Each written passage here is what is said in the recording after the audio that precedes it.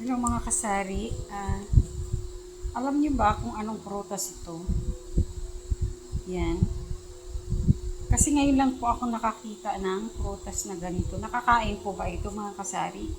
Comment down below please. Kasi nag-aalala po akong kainin. Baka po malalason tayo. Ano? Yan.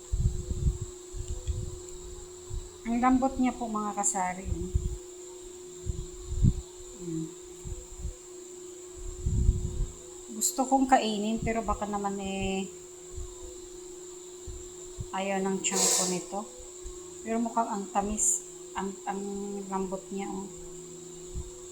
Thank you so much. Please comment down below.